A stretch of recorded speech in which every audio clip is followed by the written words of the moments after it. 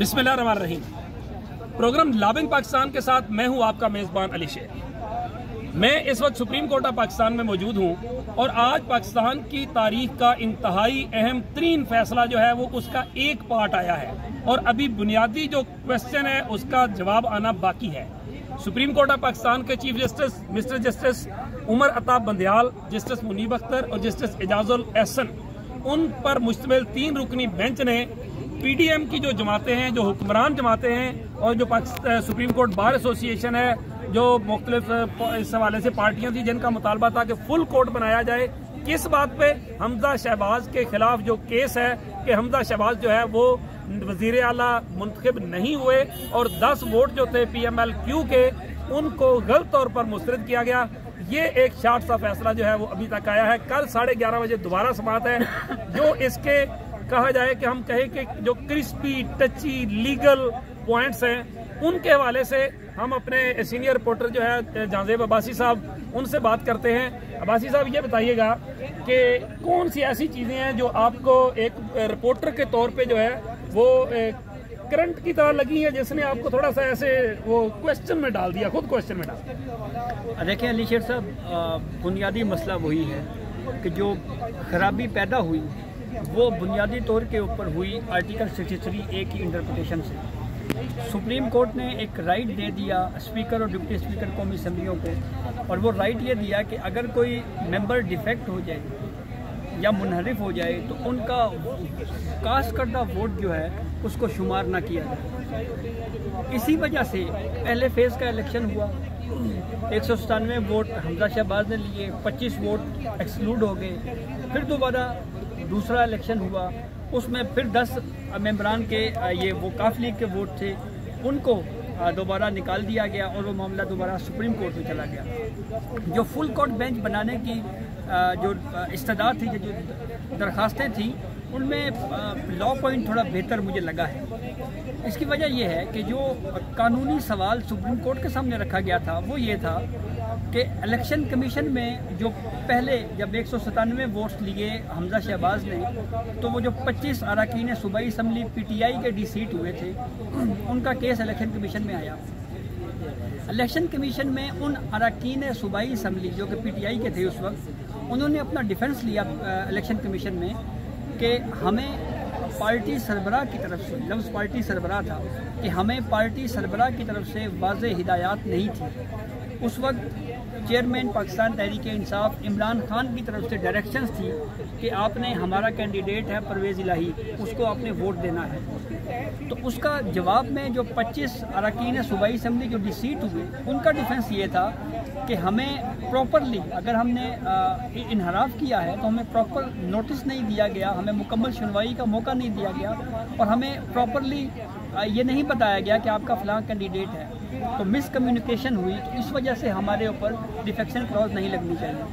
वो 25 अरकान डिसीट हो गए, सुप्रीम कोर्ट में अपील आ गई। अब जो हमजा शहबाज के वकील का जो इस हवाले से प्ली थी, उनका जो मौक़िफ़ था वो ये था कि अगर सुप्रीम कोर्ट ये जो इलेक्शन कमीशन के फैसले के खिलाफ जो 25 अरकान की अपीलें आई हुई हैं, अगर सुप्रीम कोर्ट ये कहे कि इलेक्शन कमीशन ने फैसला दुरुस्त किया है, तो इसका मतलब ये हुआ कि सुप्रीम कोर्ट ये होल्ड कर रही है कि इलेक्शन कमीशन ने ये दुरुस्त कहा है कि पार्टी सरबराह यानी इमरान खान की हिदायत थी, लेकिन जो 63A की इंटरप्रिटेशन है उसमें तो लफ्ज़ पार्लिमानी पार्टी हेड का जिक्र है।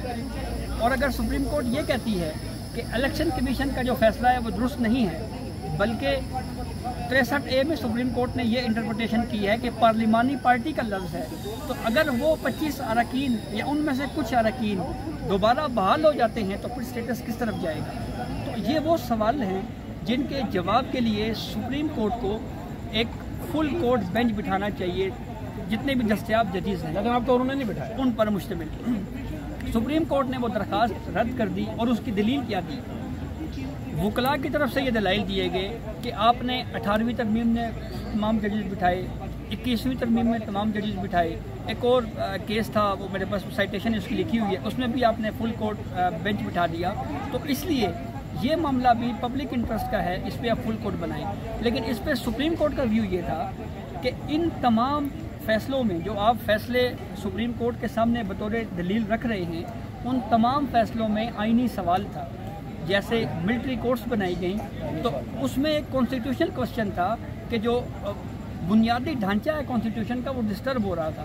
یہاں پہ ہم نہیں سمجھتے کہ کوئی اس طرح کا آئینی سوال ہے. مطلب سپریم کورٹ نے ہولڈ کیا ہے کہ فل کورٹ بنانے کے حوالے سے آپ یہ ثابت نہیں کر سکے کہ یہاں کوئی آئینی کویسچن. نہ صرف یہ کہا ہے بلکہ سپریم کورٹ نے یہ بھی واضح کیا ہے کہ اصل سوال جو اب اس وقت ہمارے پاس ہے، جو سپریم کورٹ کے سامنے سوال ہے، وہ یہ ہے کہ کیا جو ڈپٹی اسپیکر پنجاب اسمبلی نے اب رولنگ دی ہے، اس نے ہمارا جو ویو تھا آرٹیکل 63A اس کے مطابق دی، یا ان کو سمجھنے میں جو ہے وہ غلطی ہوئی.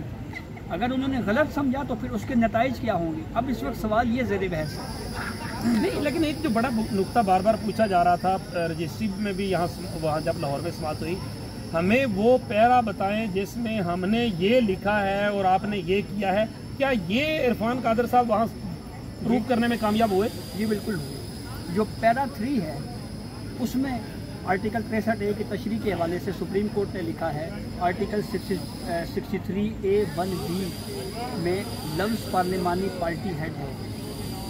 لیکن جو عرفان قادر وکیل ہیں دوست محمد مزاری کے، انہوں نے سپریم کورٹ میں اس پہ ڈیفنس یہ پیش کیا کہ آپ صرف پیرا 3 نہ پڑھیں، بلکہ سپریم کورٹ کا جو پورا شارٹ آرڈر ہے جس کی ابھی ڈیٹیل ریزننگ نہیں آئی ہوئی، اگر ہم اس کو پڑھیں تو پہلا پیرا یہ کہتا ہے کہ منحرف ہو جانا یہ کینسر ہے، اور اس حوالے سے باقاعدہ پارلیمنٹ جو ہے وہ قانون بنائے اور نااہلی کی مدت کا تعین کرے. لیکن جو اس کا پیرا 2 ہے اس میں سپریم کورٹ نے شارٹ آرڈر میں یہ لکھا ہے کہ آرٹیکل 63A(1)(b) کو جو فنڈامنٹل رائٹس ہیں آرٹیکل 17 ہے اس کے ساتھ ملا کے پڑھا جائے. اور اگر ہم اس کے ساتھ آرٹیکل 17 کے ساتھ ملا کے پڑھیں تو اس کی انڈرسٹینڈنگ کچھ یوں نظر آتی ہے کہ پارلیمانی پارٹی اور پارٹی ہیڈ کے درمیان اگر ہم مجموعی بات کریں تو جو پارٹی ہیڈ ہے اس کو فوقیت حاصل ہوگی، یعنی وہ پریویل کرے گی. اور یہی آرگیومنٹ انہوں نے دیا کہ جو پولیٹیکل پارٹی کا ہیڈ ہوتا ہے ٹکٹ اس کے ذریعے سے جاری ہوتے ہیں. اور سپریم کورٹ 63A میں بھی یہ کہہ چکی ہے کہ پارٹی وفاداریاں جو ہیں وہ اس طرح تبدیل ہونے سے روکنے کے لیے ہم نے یہ لا بنایا. اچھا، اب اس پہ ایک انٹرسٹنگ چیز یہ ہوئی، پاکستان پیپلز پارٹی کا اس وقت 63A میں یہ موقف تھا کہ سپریم کورٹ انٹرپریٹیشن کرتے وقت اس بات کو سامنے رکھے کہ جو پارٹی سربراہ ہے اس کی عمریت میں اضافہ نہ ہو جائے. تو سپریم کورٹ نے یہ کہا ہے کہ ہم نے اپنے ویو سے آپ پیپلز پارٹی کے اس ویو کو تسلیم کیا ہے. بلکہ انہوں نے یہ بھی کہا کہ 18ویں آئینی ترمیم میں جو آپ نے ایک اچھا کام کیا ہم اس کی تحسین کرتے ہیں کہ آپ نے اس میں توازن لایا اور پارلیمانی پارٹی میں جمہوریت لائی، اور اس کے بعد اگر کوئی اس کا ایکشن خلاف جائے گا تو پھر آپ نے صدر کو اختیار کیا. جی بالکل ایسا. یہ تو ہو گئے لیگل پوائنٹس. اب آتے ہیں کہ آگے ہوگا کیا. ہفتے کو جب یہ پہلی سماعت ہوئی تھی سپریم کورٹ اس وقت یہ کہہ چکی ہے کہ بظاہر یہ رولنگ جو ہے اس کی قانون میں کوئی گنجائش نہیں ہے. تو اب سوال یہ ہے کہ فل کورٹ بینچ کا معاملہ آپ نے اڑا دیا، رولنگ والا معاملہ تقریباً سنا جا چکا ہے، تو آج اور ابھی اس کے اوپر بھی فیصلہ کیوں نہیں آیا؟ میں یہ سمجھتا ہوں آپ کیا سمجھتے ہیں کیوں نہیں آیا؟ آج ہی آ جانا چاہیے تھا. مجھے یہ لگتا ہے، دیکھیں ہم نے ماضی میں دیکھا ہے کہ سپریم کورٹ نے باہر کا دباؤ لیا ہے، آپ بھی لیا ہے، مجھے لگتا ہے اب بھی لیا ہے سپریم کورٹ نے. اور پھر اس کا مطلب ہے رولنگ بچا بھی سکتی ہے؟ نہیں، رولنگ تو وہ کہہ چکے ہیں نا، ایک آبزرویشن وہ دے چکے ہیں آلریڈی، تو رولنگ تو بچ نہیں سکتی. لیکن تو پھر کیس کیوں روکا؟ ہماری جوڈیشری کو دباؤ نہیں دینا چاہیے، پھر کیس کیوں روکا؟ اس کو ڈیلے نہیں کرنا چاہیے تھا، اس کو آج ہی فیصلہ کر دینا چاہیے تھا. نہیں تو ایک اور بھی تو ٹیکنیکل بات ہے.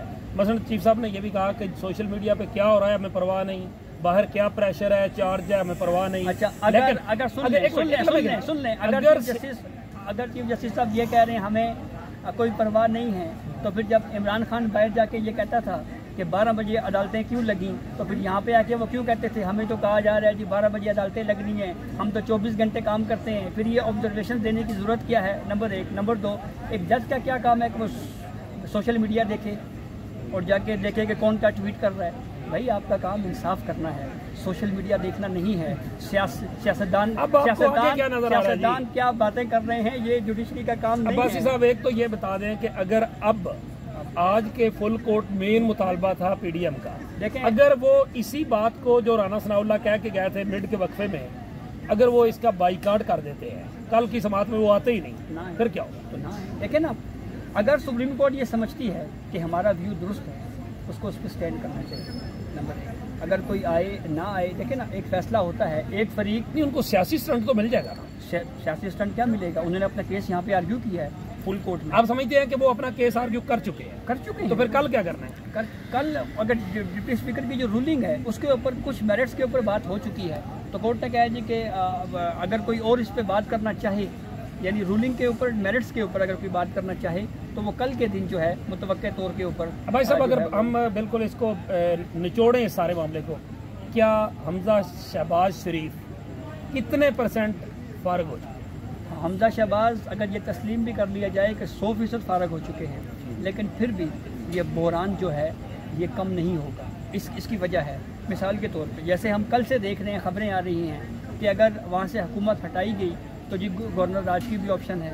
نون لیگ یہ سوچ رہی ہے کہ جی وہ پوری پنجاب اسمبلی سے استعفے دے دے، نمبر 2۔ نمبر 3، چودھری شجاعت حسین صاحب اپنے اس خط کو ڈیفینڈ کرنے کے لیے سپریم کورٹ تک اگر پہنچ گئے نا، تو اس کا مطلب یہ ہوا کہ وہ ریفرنس بھی بھیجیں گے الیکشن کمیشن میں، اور اگر وہ ریفرنس یہاں پہ بھیج دیا انہوں نے تو یہ 10 لوگ ڈی سیٹ ہو جائیں گے۔